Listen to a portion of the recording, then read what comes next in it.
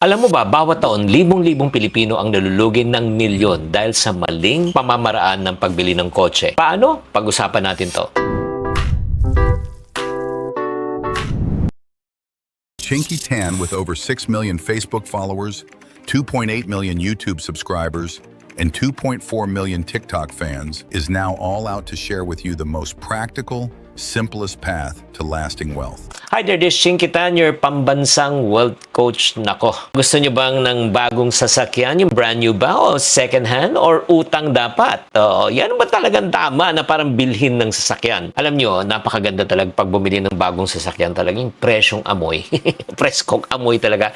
Bago walang gasgas, walang aberya. Kumbaga sa love life, fresh na fresh, di ba? Feeling mo talaga may forever. Feeling lang. Pero, let's talk about yung advantages at disadvantages ng mga brand new sasakyan or what we call as yung pre-love na sasakyan. Pag-usapan muna natin advantage ng brand new sasakyan. Number one, matibay, walang sakit ng ulo, di ba? Pero, yung monthly amortization, di ba? Pataas ng pataas po yung interest. Disadvantage, nagdi-depreciate naman pababa ng 10% per year. So, kunyari, bumili ka ng sasakyan ng 1 million, sample lang, after 3 years, di ba? Or let's say, 5 years, edi 500,000 na lang pera mo. Parang bigas ba? Mabilis maluto, mabilis kumakain.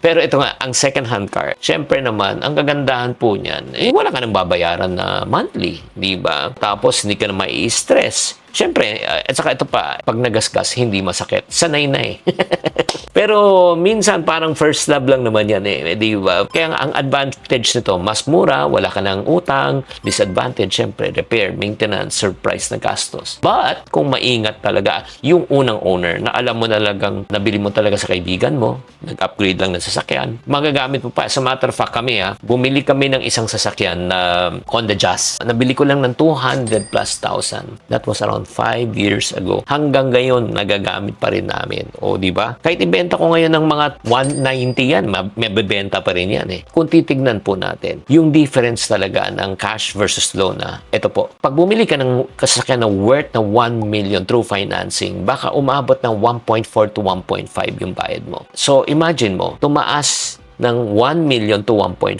or 1.5 because of interest. Tatanungin kita, kung bebentahan kita ng sasakyan na original price ay 1 million, bebenta ko sa 1.4, papayag ka. Chances are, sagot mo hindi. Pero pag inutang mo, yan ang ginawa mo. Plus the fact, nagde-depreciate ng 10% per year, 1 million naging 500,000 na lang. Diba? Nagbayad ka ng sobra-sobra pero bumama pa ang value. Parang bumili ka ng yelo sa disyerto, mabilis matunaw, pero ang taas-taas ng bayad mo. Guys, may good news po ako sa inyo. Do you want to know how I make business decision in seconds? Kung gusto mo laman, meet Negosyo GPT, my personal bot powered by my actual business framework.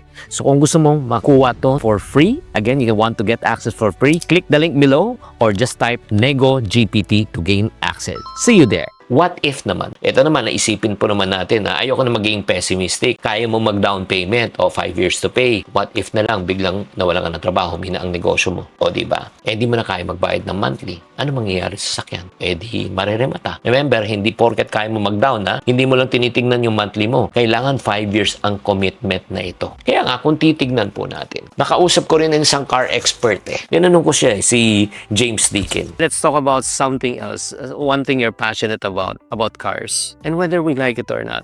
Cars are one of the most biggest investment, financial decision that you're going to make aside from your house. So can you please teach us again about how to purchase a car? When is the right time to purchase a car? What is the right car for a person to drive? The most ideal way is to buy a car that's a year or two old. Buying new is obviously not the smartest thing to do from if you're trying to save money. Oy guys, pakinggan nyo tong part na ito. Controversial to. It is a little controversial. Yeah, sinasabi ni James is buy a pre-love and a pre-owned car. Why? I'm saying that as soon as you turn that key, you've dropped 20%, right? Yeah. More. Some cars are more. There's some European cars that'll take 30, 40, 50%. Yeah. It's really bad. Just for turning the key, you got to determine, and I'm not here to tell you what to do because that's your life, but you have to place a value on how much is that worth to you. Is being the first owner on that ORCR, is being the first person to drive and put few kilometers on it, is that worth 20, 30, 40, 50%? It's personal. Might be. You might be a this guy, ah. Hindi, kasi yun nga, going back, kasi nga, yung status symbol brand new to. Brand new. There's some value. I'm not going to paint that out to be, okay, that's just never consider that option. Because if you're buying from a company's point of view, just go new na lang. Yeah. The financing, there are other perks involved in getting it new, other ways that you can offset that. I'm talking to the private buyer. Private owners, yeah. Okay, and the private buyer that's trying to be prudent. Because if you see value in it, who am I to say? Again, you might, for example, I'll be a hypocrite. I got a Land Cruiser, a new one, right? That I'm going against my own advice. But did you buy it in cash or did you buy it in installment? I got it straight out. Obviously, I got finance, but not from the dealership, etc. But that was I bought that straight out. Tinanong ko sa kanya, ano yung pinakamagandang kotse na pwede mong bilhin? Ang sagot niya sa akin, the best car that you can drive is a car that you can buy in cash. Yes. Hindi mo kailangan magpabibo. Hindi mo kailangan talaga mag-flex. Kung anong pasok sa budget mo, yun ang bilhin mo.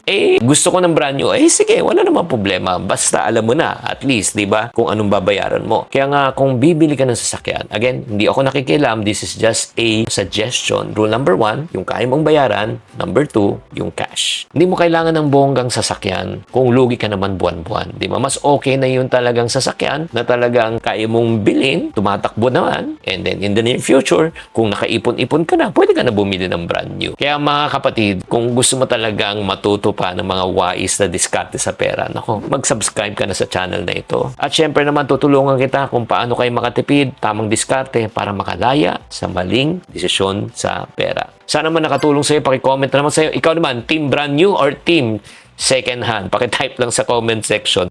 I want to hear you out. Tatandaan, tamang karunungan, tamang disiplina ang susi sa pagyaman.